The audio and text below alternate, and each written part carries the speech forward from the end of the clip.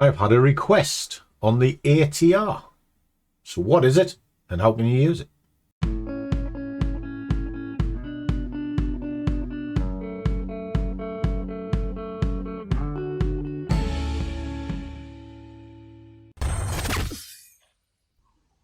Wait. Matron, take them away.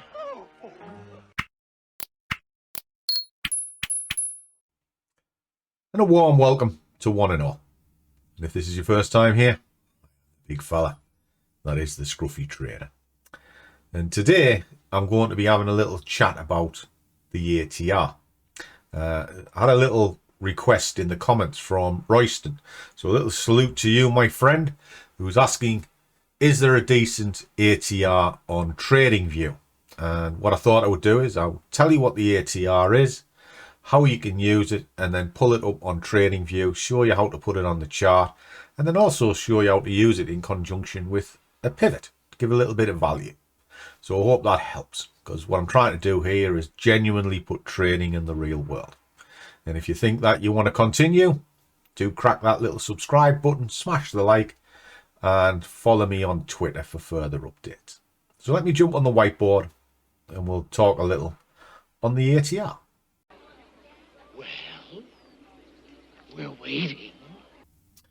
Okay guys, so the ATR, and you'll often find this just on any broker, ATR.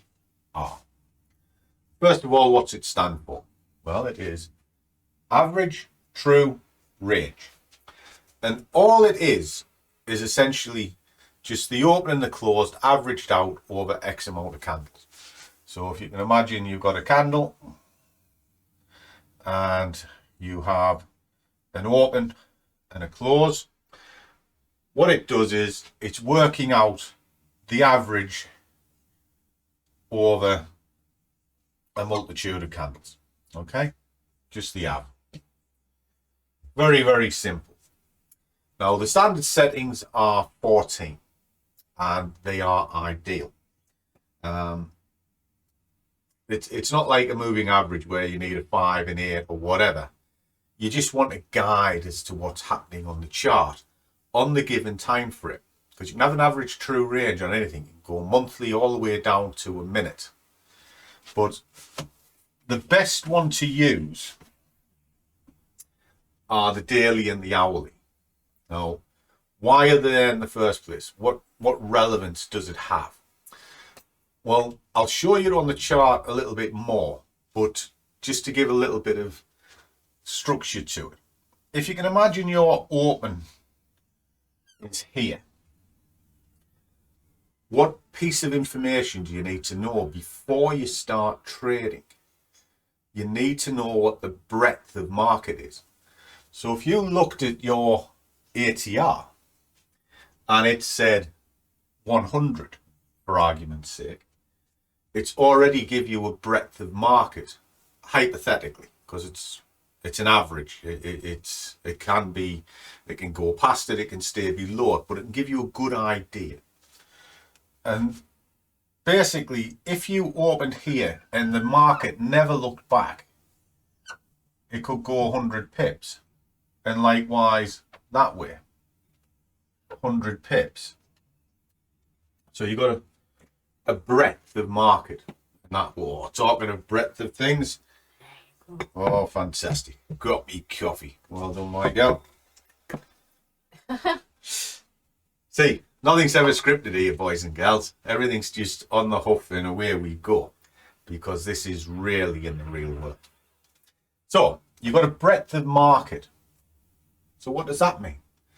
Well, it means you can have an upper target and a lower stop, or vice versa.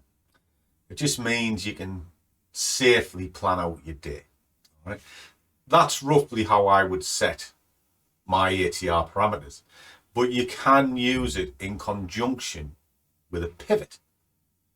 And I'm going to show you how to put the ATR on Tradingview, and then I'm going to overlay a pivot on it, and then with luck it might make a little bit of sense what I'm talking about.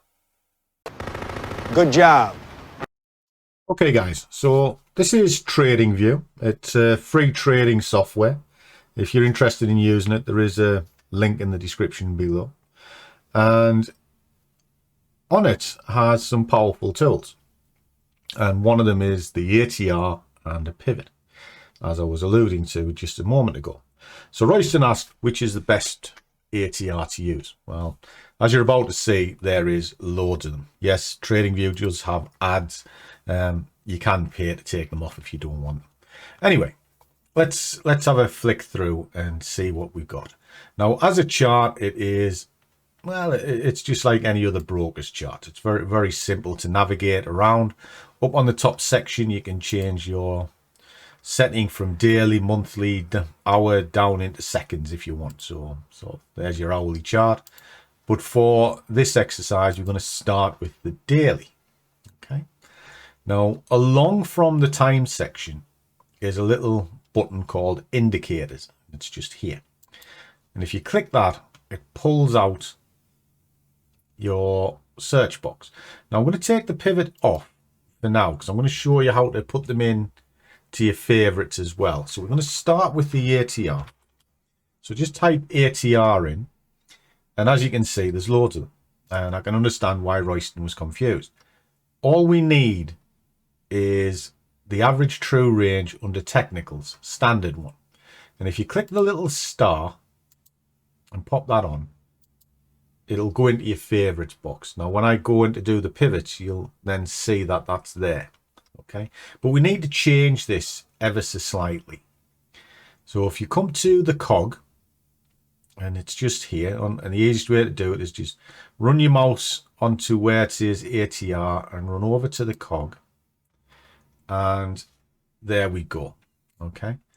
Now, what we're going to change is you don't really need the, well, you need it on the price scale, but you don't need it on the status line. Okay. And on your inputs, we're going to change this to SMA. Boom. Okay. Right. Now, what that's done is there'd be a number here that changes as you move the mouse up and down all the time. And it becomes very, very confusing. All you're interested in really is this black box on this side. You see the one on the right hand side moving up and down? That's the number you're interested in. And all you need to do at this point is look where the ATR is right now. Put your mouse over it and it's giving you a value of 0.01277. Simple stuff. So what can that do for you? Well, that can give you the breadth of market. It can give you the range of where you want to be. So if we are looking at overlaying pivots on this, that breadth needs to fit in the pivots. So let me show you. So again, we come to the indicators. I'm going to put it in pivot. And I just want a standard. And I'm going to click that onto there. And now it's on. All right. And just so you can see that there in my favorites now, there's the average true range, and there is the pivot. So I don't have to type them in, I can just click them straight on here. But this looks a bit messy. And why does it look messy? Because it's got loads of pivots on. It's got too many pivots because it has historical data. We're only interested in the ones that we're dealing with today. So if you come to the pivot here, and again press your settings, what we're going to be doing is changing a couple of settings.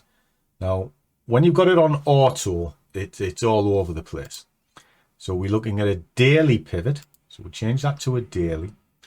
And we only want to go back one, because I only want to see one pivot. I don't want to see the last 15. Okay. In fact, I'll leave the 15 on. I'll show you why. I'll come back. Because it would look like that. And it's horrific. You can't really zoom in on it. Okay. So I only want to see one of them, which is there. Now, the colors, as you can see, they're a bit of a vomity yellow at the moment. You can change them to whatever you want. So you can see you can have your central as black. You can have your S1s or your S range as red, for argument's sake. There we are. You can even hide some pivots if you don't want these, because it normally goes up to R3, up to the 3s rather, and then you can maybe have these in green, just to make it look a bit neater. Okay, red means down, green means up, black is neutral. Okay, style, just leave it the same. Well, actually what we're going to do is yes, lines and labels, visibility, across everything, input. But what we are going to do is we're going to remove the prices. I'll show you for why. I'll put it there. Again, it looks a bit messy with everything on here. We just want to know whether it's an R1 or an S2, whatever. So what we're going to do is remove the pricing, and then it cleans that up. So that looks a lot neater now. A lot neater. So the number we're interested in is 1269. So if I take this down onto an hours chart, now looks a bit neater, a lot neater. I can read this, I can see what's going on with it. Just move that down out the way. Now I need to measure out 1269 from the open. Well, the open is this candle here where the pivot starts. So it'll be 1269 that way, 1269 this way. So if I just get rid of these adds, get the little measuring tool on.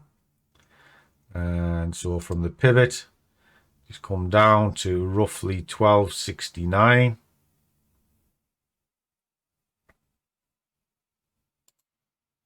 There we are. And then what I'll do is I'll just draw a little line on there, just like so. And then I'm going to do the same thing the opposite direction.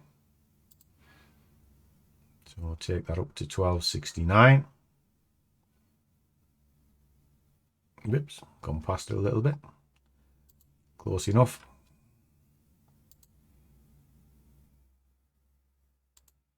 Right. So what have we done here? Well, I've used the ATR to give me this breadth of market, roughly how far the market is going to go. I have a pivot point through the middle, which tells me the opening point. So if this market never looked back, it would go up to here. But we know markets oscillate. So what we can now define is where our stop placements are. Now we're on the other side of S3.